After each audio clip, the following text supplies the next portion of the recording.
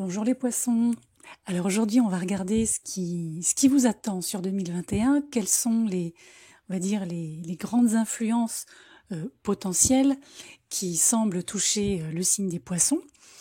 Alors, bien évidemment, je le répète à chaque fois, ce type de prévision reste des prévisions à visée générale. Ce sont des prévisions qu'il faut toujours, bien évidemment, appliquer à notre vie au moment où on parle, au moment où ça se passe, donc aux situations que nous venons de traverser individuellement, que nous traversons ou que nous sommes censés traverser.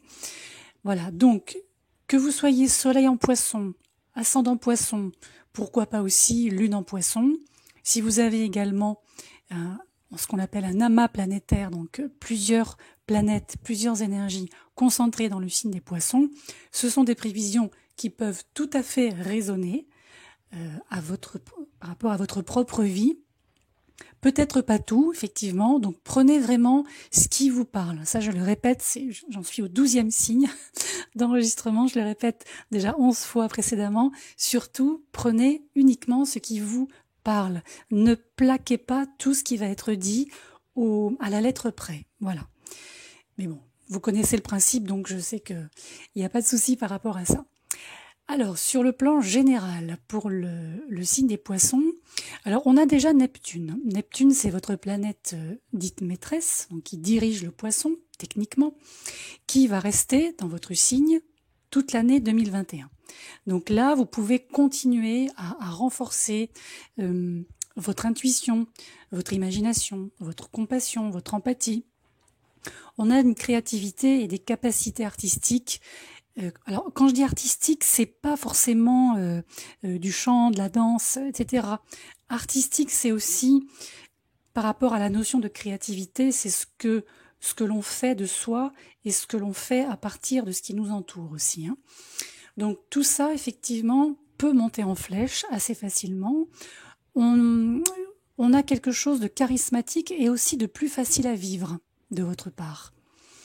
Alors justement par rapport aux gens, globalement, ce qui ressort, c'est que depuis quelque temps, il y a pas mal de monde qui vous voit comme ils veulent bien vous voir. Ce qui peut être un peu exaspérant pour vous.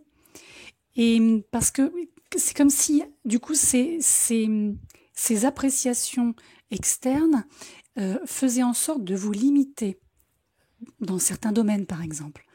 Donc, il serait peut-être temps de laisser les autres penser ce qu'ils veulent, voilà, dire ce qu'ils veulent, et vous, en fait, de passer l'obstacle, si obstacle il y a.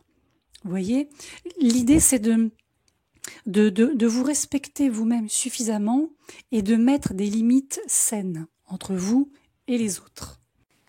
Autre mouvement planétaire important, alors qui lui aura lieu à la toute fin d'année 2021, mais vous en aurez déjà quelques prémices avant en cours d'année 2021, ça va être l'entrée de Jupiter dans votre signe. Alors pour ça, il faut attendre le 29 décembre 2021 pour que ce transit soit définitif. Autrement dit, qu'il n'y ait plus de rétrogradation dans le Verseau. Comme je viens de vous le dire, vous allez avoir quelques prémices avant. Il y a un avant-goût de Jupiter dans votre signe entre la mi-mai et la fin juillet 2021. Alors Jupiter, c'est traditionnellement une très bonne énergie pour tout ce qui est nouveau départ, nouvelles entreprises, opportunités, élargir votre vie, vous ouvrir à de nouvelles expériences et aussi être de nouveau peut-être plus optimiste concernant votre vie et vos possibilités. Là, c'est une période qui semble marquer le départ peut-être de nouvelles idées. Il ne faut pas hésiter à ce moment-là à voir plus grand, à penser plus grand. Et peut-être aussi, comme on est sur une conjonction Jupiter-Neptune dans le Poisson, là, sentir ou ressentir que c'est pas que tout est possible, mais que tout ce que vous ne pensiez pas forcément possible avant peut le devenir. Même si pour le moment, en 2021, ça ne s'ancre pas forcément. Mais on a cette espèce de cloche là qui sonne pendant ce mois et demi, que je viens de citer, et qui, même sur le plan, je pense, je dirais psychique, moral, ça fait du bien. Ça fait du bien. Alors, durant la période à laquelle Jupiter va rester dans le Verseau, donc toute cette année 2021, avant donc le 29 décembre prochain, si vous avez ressenti ces 2-3 dernières années une forme de confusion émotionnelle, mentale, pourquoi pas psychique et aussi spirituelle, personnelle, profitez au maximum de ce transit de Jupiter en Verseau. Le Verseau, c'est la 12e maison en partant du Poisson, donc c'est une maison de libération, c'est une maison de, j'aime pas trop ce terme, mais entre guillemets de nettoyage. Donc tout ce qui touche aussi aux liens karmiques, tout ce qui touche à toutes les formes de toxicité, poubelle, poubelle, poubelle, poubelle. De manière à ce que vous puissiez comme ça prendre de l'avance lorsque Jupiter entrera en Poisson.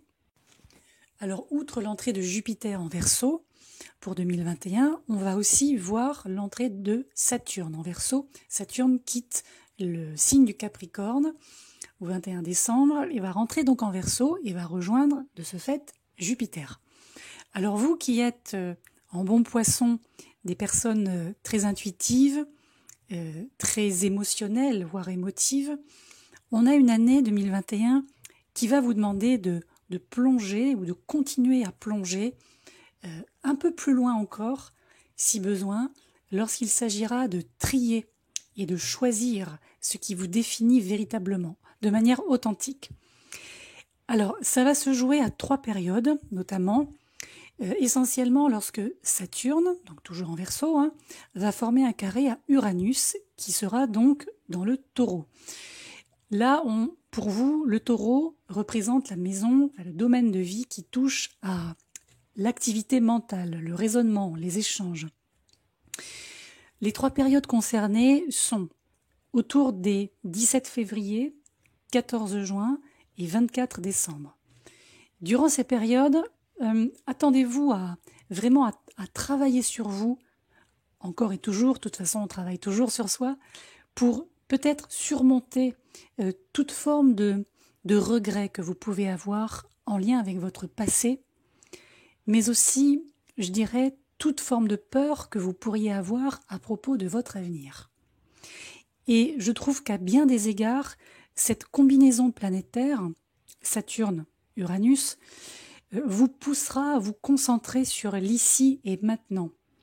Même si, évidemment, il faut penser à l'avenir, mais il y a une idée, je trouve, de compréhension concernant l'acceptation de soi-même et de la vie telle qu'elle est, plutôt que de vous concentrer peut-être trop, ou de vous décourager trop par rapport à peut-être un rêve inaccessible, quelqu'un d'inaccessible, quelque chose d'inaccessible. Sur le plan professionnel, carrière, on a quand même une année qui est favorable pour prospérer et surtout se développer. Là, on voit qu'il y a une possibilité d'évolution dans votre emploi actuel. Pourquoi pas obtenir une promotion ou encore, pourquoi pas aussi une opportunité de déménager à l'étranger, pour travailler à l'étranger. Moi, je pense que il faut pas oublier surtout de continuer à approfondir vos compétences professionnelles et également d'accepter de grandir grâce à vos expériences passées. Alors certes, il y aura des moments difficiles, comme pour tout le monde. Vous notamment, vous aurez effectivement des carrés entre Jupiter, Neptune et les nœuds à certains moments de l'année. Donc ça, on y reviendra l'an prochain dans le détail. Là, on voit bien que il est préférable, je pense, de vous laisser apprendre des difficultés, comme on dit, d'en tirer des leçons, plutôt que de leur résister à ces difficultés. Peut-être aussi veiller à ne pas vous aventurer dans des entreprises qui pourraient, je dirais, engendrer d'énormes risques pour vous personnellement. Là, ce qui ressort, c'est il semble que vous devez, pour le moment, continuer à aller de l'avant, mais en faisant des choix qui sont fondés sur des expériences antérieures, des expériences passées. Et c'est de cette façon, entre autres, que vous pourrez éviter les pièges. Alors, on va avoir pour vous 3 éclipses intéressantes sur 2021 pour votre vie professionnelle.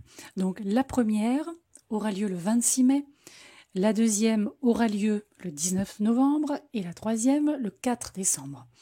Alors ça, évidemment, je développerai en temps réel dans le courant de l'année pour tout ce qui est détail. Mais déjà, globalement, on a ces 3 périodes qui sont d'une certaine manière déterminantes pour votre vie professionnelle. Donc, l'éclipse du 26 mai est une éclipse lunaire qui aura lieu donc dans le Sagittaire. Et là, vous pourriez recevoir une large reconnaissance pour un travail fourni ou bien décider de changer, de quitter un poste par exemple pour un tout nouveau, cheminement de carrière, peut-être une reconversion, pourquoi pas aussi quelque chose que vous avez enfin réussi à atteindre et que vous allez mettre en place. Le 4 décembre, je saute directement au 4 décembre, l'éclipse solaire qui sera également dans le Sagittaire est comme une espèce de point d'orgue par rapport à ce qui s'est passé le 26 mai. Donc vous avez à peu près, 6 mois entre la fin mai et début décembre pour mettre tout ça en place. On a donc entre deux l'éclipse lunaire également en Taureau du 19 novembre qui, elle, va activer votre 3e maison. Donc toujours cette même maison dans laquelle on trouve Uranus déjà. Et là, avec l'aide de cette éclipse, il n'est pas impossible que vous puissiez donc trouver votre voie. Donc, et la partager aussi, cette voie, avec par exemple un public, un groupe, un collectif, à travers des moyens de communication de type écriture, de type tout ce qui est oral aussi, mais on a une idée de présentation assez large. On est sur un collectif assez large. Cette éclipse-là du 19 novembre pourrait, je pense, également vous aider à briser toute forme de pensée auto-limitante, ainsi qu'à vous montrer où vous devez être. Et aussi, peut-être vous montrer où vous devez acquérir de nouvelles compétences si besoin, à quel endroit vous devez aussi devenir un peu plus innovant, ou encore peut-être améliorer votre capacité à donner suite à vos idées. En fait, c'est comme si la dernière éclipse, celle du 4 décembre, qui est une éclipse solaire, pas lunaire, elle aussi représente comme des prémices de l'entrée de Jupiter dans votre signe. Vous voyez, en fait 2021, pour vous, c'est un terreau de préparation extrêmement productif, si vous savez comment en fait amener les choses, si vous savez comment structurer et surtout dans quel but. Alors maintenant, sur le plan davantage personnel, relationnel, pourquoi pas familial, amoureux, alors là on voit qu'il faut vous assurer en 2021 d'écouter et de prendre en considération les informations, les préoccupations que pourra vous communiquer votre partenaire. L'idée, ce sera de faire les ajustements nécessaires au fur et à mesure pour que votre relation puisse se développer correctement et prospérer. Pour les personnes qui sont en couple, on a plutôt une bonne année. On a ce qu'on appelle une flamme qui brûle, avec le conjoint. Il semble pas y avoir, en tout cas globalement, sauf indication contraire dans votre carte du ciel natal, et sauf indication contraire des transits au fur et à mesure qu'on les découvrira en 2021. Pour les poissons qui sont célibataires, il n'est pas impossible, comme certains autres signes, que justement des flammes anciennes reviennent à vous, sans trop de casse pour une fois. Voilà, on peut avoir des gens qui se remanifestent, des gens du passé. Là, même chose, comme je l'ai dit sur les autres signes, Tout dépend ce que vous allez en faire, tout dépend ce que vous allez choisir d'en faire. Alors il n'est pas impossible pour certains poissons qu'une relation qui a échoué dans le passé ou qui n'a pas fonctionné pour des raisons externes à la relation puisse avoir une chance de reprendre vie. C'est pas impossible.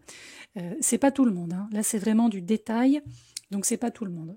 Entendez-le bien quand même, hein. Pour les célibataires, ce qui est intéressant aussi, c'est qu'on voit que vous n'allez plus lutter contre toute forme de pression sociétale qui vous disait de vous installer avec quelqu'un qui a tel physique, tel métier, vous voyez, quelqu'un qui avait je dirais, un profil type. Non, là, à partir de maintenant, vous faites ce que vous avez envie, avec qui vous avez envie, dans le sens de votre idéologie personnelle et sans aucune influence.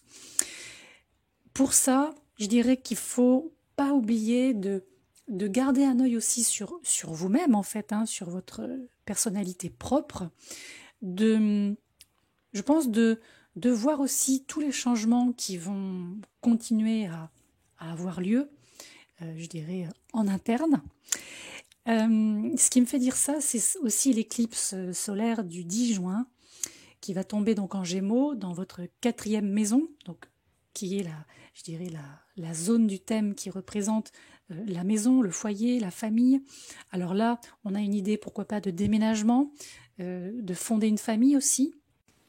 Et quoi qu'il en soit, cette éclipse va aussi vous aider à trouver ou à retrouver votre ancrage intérieur et à établir, je dirais, un sentiment de soi ou de moi, tout dépend comment vous le voyez, profondément enraciné, de manière à ce que vous puissiez en fait atteindre des objectifs plus épanouissants sur le plan personnel, et je pense aussi des projets plus épanouissants qui seront motivés par une forme d'auto-validation. Vous voyez où je veux en venir, en fait, vous de plus en plus, vous allez, je trouve, ou je pense, par rapport à ces éclipses en tout cas, et ces transits sur 2021, on a de plus en plus un détachement avec ce que l'on peut penser de vous, ce que l'on peut dire de vous, ce que l'on peut, en fait, tout ce qui peut influencer votre comportement ne viendra plus de l'extérieur, mais de l'intérieur. C'est quand même pas mal ça comme défi pour l'année. Alors, dernier point concernant les relations, on va avoir une Vénus qui rétrogradera à partir du 19 décembre dans le Capricorne. Donc le Capricorne, pour le Poisson, c'est la 11e maison. Donc là, c'est un domaine qui représente les alliés, les amitiés, les soutiens. Et avec cette rétrogradation, vous pouvez vous attendre à probablement réévaluer certaines amitiés, certaines associations. Et on voit bien aussi qu'au fur et à mesure que vous progresserez dans votre vie, sur votre chemin de vie, comme on dit, tout le monde ne sera pas forcément apte à vous suivre, tout le monde ne sera pas forcément apte à vouloir vous suivre ou à en avoir les capacités.